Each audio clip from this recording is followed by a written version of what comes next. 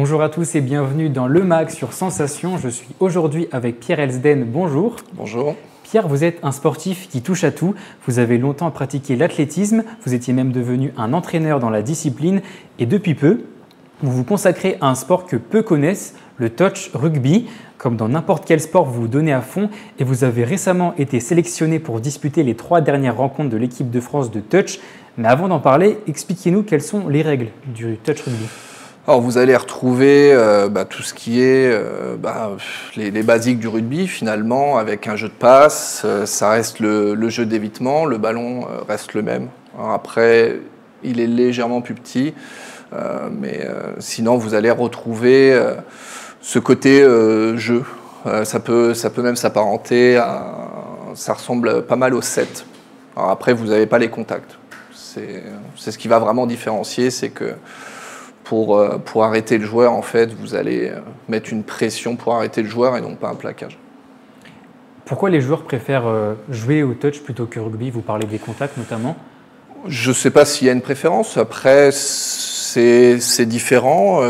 Il y a pas mal de joueurs, enfin, il y a pas mal de clubs qui jouent à 15 qui font du rugby touché pour éviter justement de s'abîmer. Vous prenez l'hémisphère sud qui est quand même avant-gardiste là-dessus. Vous avez l'équipe de Nouvelle-Zélande qui a fait ses preuves, qui joue énormément au rugby touché, par exemple, pour ce côté, justement, jeu de passe, jeu d'évitement, en fin de compte. Parce que c'est ici que le touch a été créé, il me semble. Australie, de mémoire. Ouais. Comment vous avez découvert ce sport? C'est vraiment par hasard. Non, c'était en faisant une recherche qui n'avait rien à voir et je suis tombé sur un club qui faisait du rugby touché à Dourdan et j'avais envie de faire autre chose. Et, j'ai franchi les portes de ce club et j'en suis même aujourd'hui président. Donc un club à Dourdan. Il existe une fédération de touch en France avec seulement 75 clubs qui sont affiliés. Et comme je le disais, vous avez été sélectionné pour disputer les 3 derniers matchs de l'équipe de France de touch. Comment on vous a repéré? Alors j'ai fait les tests physiques. Alors il y avait plusieurs choses, notamment le fameux bronco que personne ne veut faire. Donc en fait c'est un jeu de course. Et en plus c'est un bronco irlandais, donc il y a des choses supplémentaires qui se rajoutent à ça.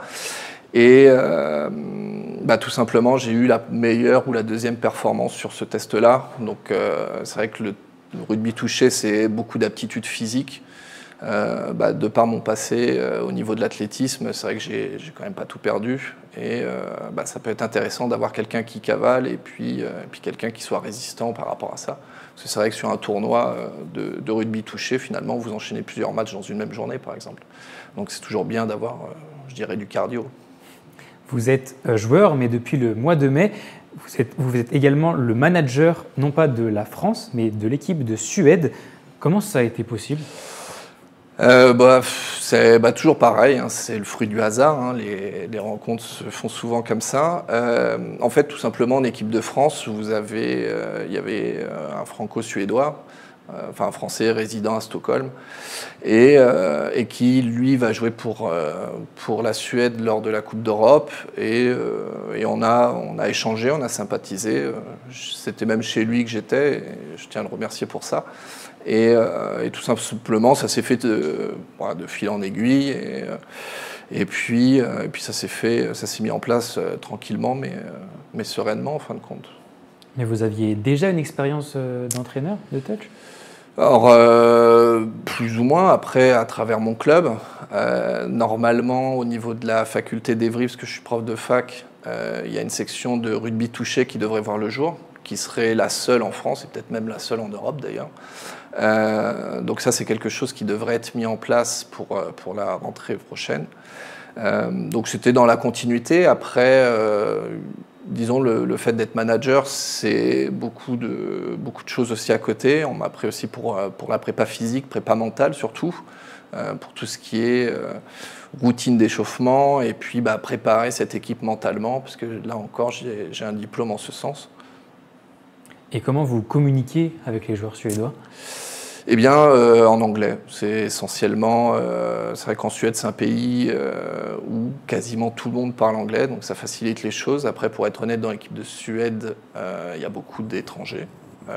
Il y a des Australiens, des Néo-Zélandais, vous avez un Français, vous avez un Italien.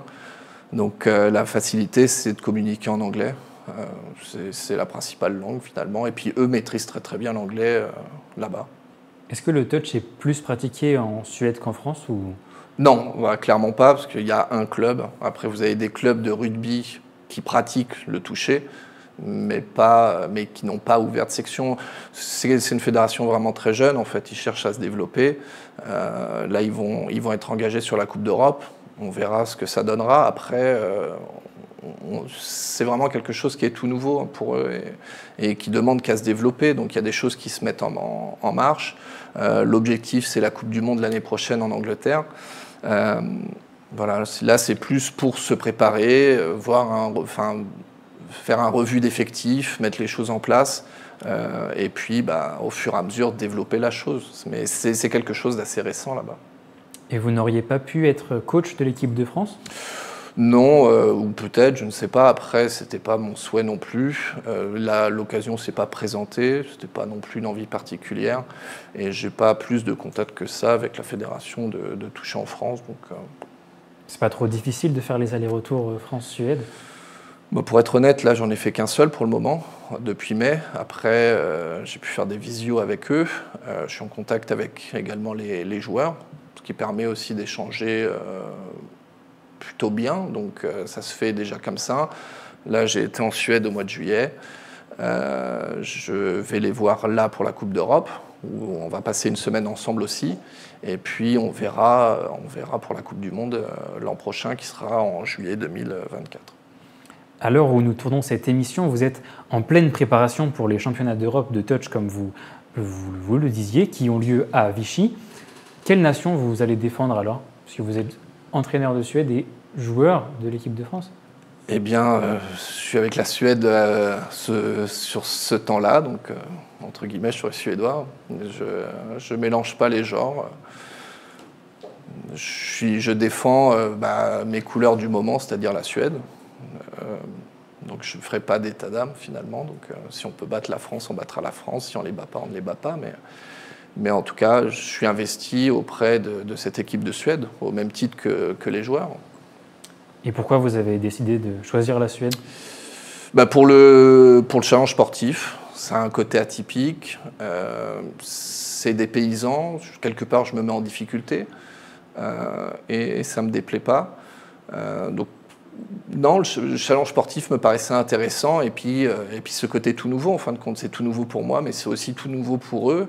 Donc il y a plein de choses à développer, à créer. Et c'est vrai que le challenge sportif, moi, me semble intéressant et me plaît bien. Au-delà de la nation, c'est aussi savoir si vous allez entraîner ou jouer. Qu'est-ce que vous préférez, vous ? C'est deux choses différentes. J'adore ce jeu. C'est vrai que c'est quelque chose que j'ai découvert en 2015. Je ne sais pas, les deux sont différents. Je n'ai pas de préférence. Je pense que les deux me vont bien, en fin de compte. Aujourd'hui, les pays qui dominent le touch, ce sont l'Australie et la Nouvelle-Zélande. Est-ce que la France progresse quant à elle ? J'aurais tendance à dire que oui. Après, c'est vrai qu'à l'échelle mondiale, vous avez ces deux nations-là. Et le Japon est très très bon aussi. Ils sont souvent dans le top 3.